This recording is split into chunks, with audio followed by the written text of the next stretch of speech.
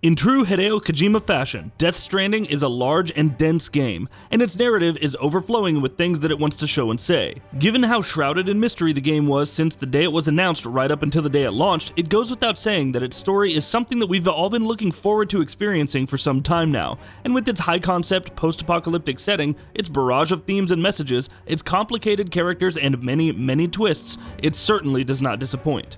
Death Stranding answers many questions in its concluding 5 to 6 hours, putting a neat little bow on its entire story even in its final moments, and most questions you've had about the game will, in some form or another, be answered by the time that you're done with it. And two major revelations at the end of the game serve as the catalyst for the answers provided for most of these questions. Before we go any further, here is your customary spoiler warning, though that really should go without saying. This feature is also working on the assumption that you've played the game and have a basic understanding of its setting, its characters, and its most major events, so the only explanations you'll find here are the ones for its ending. Now with that out of the way, let's get started. Of the two major revelations mentioned earlier, the one that answers the bigger questions in the game are the fact that Emily, or Bridget, or whatever you want to call her, is an extinction entity.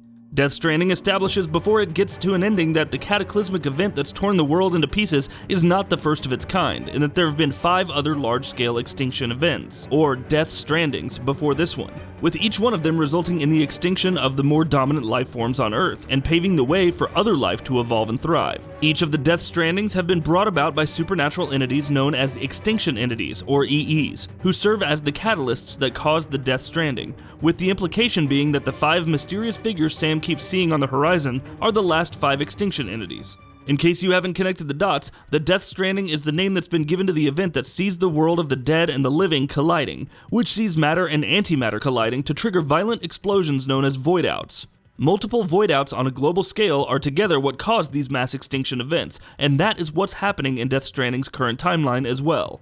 This is the 6th Death Stranding, and its EE is Emily, or Bridget. Those two, as it turns out, are one and the same. Bridget/Emily is the EE. Bridget is her worldly body, or her Ha, while Emily is her soul, or her Ka. Emily can only manifest on the beach, which makes sense since the beach is not part of the world of the living.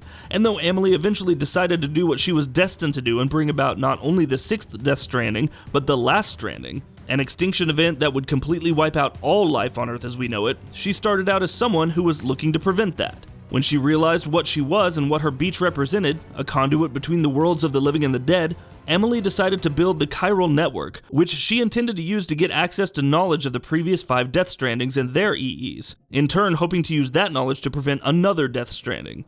Out in the real world, the drive to put a stop to Death Stranding was what led to the experiments with bridge babies, or BBs, which we know now led to the voidouts that obliterated Manhattan. More on this in a bit. Over time, Emily realizes that trying to stop the Death Stranding is an exercise in futility, that the extinction of humanity is an inevitability that simply cannot be stopped. It can merely be postponed.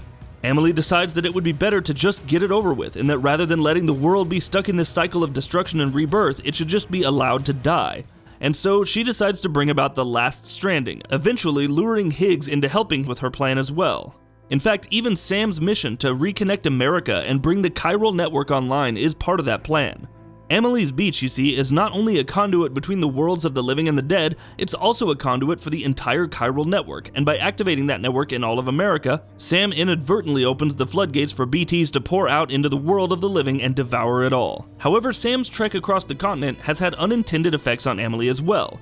His perseverance and his will to keep on surviving even in the face of terrifying dangers brings Emily to realize that there is still hope for humanity yet. During Death Stranding's climax at her beach, Emily thus gives Sam a choice. He can either stay with her and witness the last Stranding, or he can put a stop to it by getting her to cut herself and her beach off from the world of the living. Through Sam's actions, Emily decides that even though a 6th Death Stranding is inevitable, it does not have to be fast-tracked. She decides to let it happen naturally when it will, and Sam is able to prevent the last Stranding. The second of the 2 major revelations I mentioned earlier revolves around BBs, Sam's origins, and Cliff.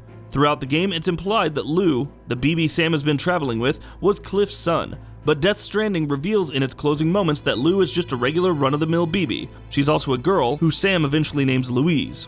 Cliff's son, and the original BB, was Sam Porter Bridges all along. When Cliff was shot to death by Bridget and John, aka Die Hardman, the shot killed not just him, but also his BB Sam. Panic-stricken, over at the beach, Bridget, or Emily, found baby Sam's corpse and healed his wound, resulting in the cross-shaped scar that he bears to this day. She then sends him into the seam, through which he travels back to his body in the world of the living and is reborn. This, as it turns out, is how Sam got his repatriation powers, and why he's able to come back from the dead. It all originates from Emily, who originated from her own guilt for having accidentally shot and killed him when he was a baby.